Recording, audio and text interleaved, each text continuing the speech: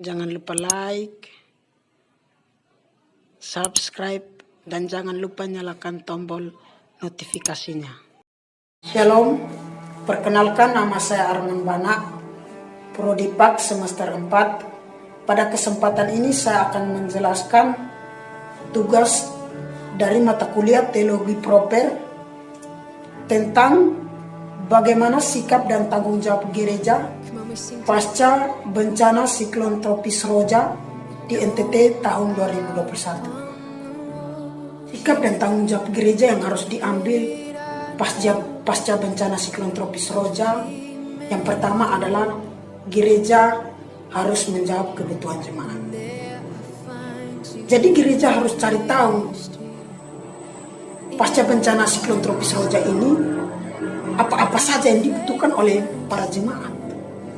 Jangan sampai gereja ikut diam dan terpaku, tidak tahu apa yang harus dilakukan.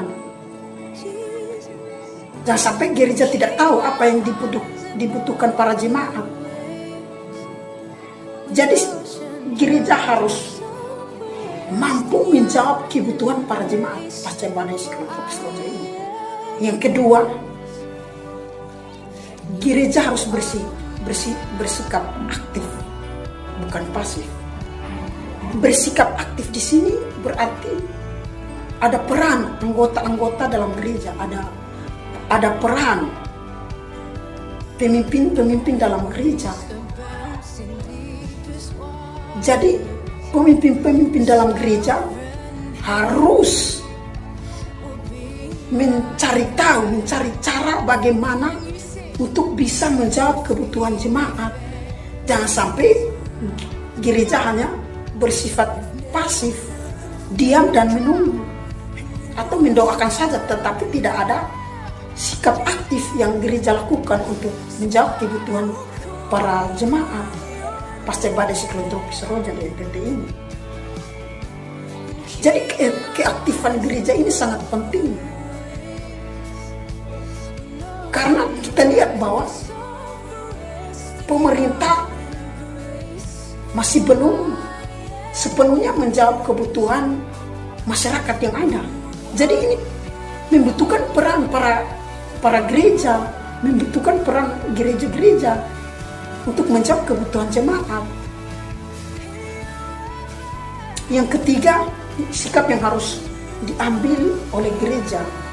Yang ketiga adalah gereja harus mampu memberi sebanyak-banyaknya, bukan menerima sebanyak-banyaknya.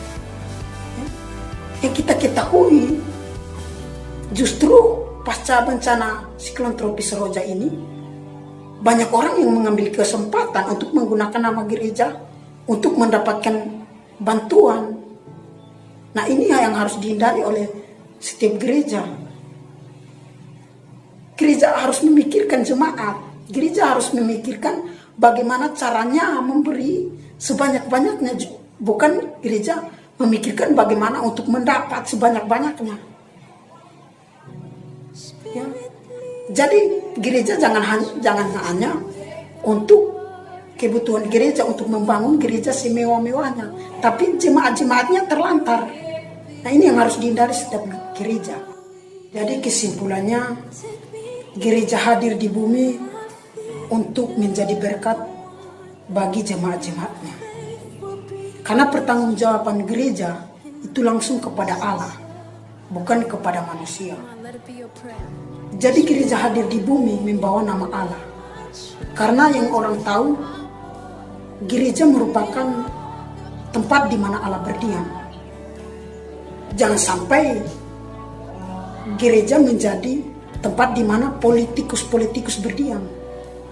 Nah, ini yang harus dihindari oleh setiap gereja. Jadi gereja harus mampu membawa nama baik Allah. Sekian presentasi dari saya. Terima kasih.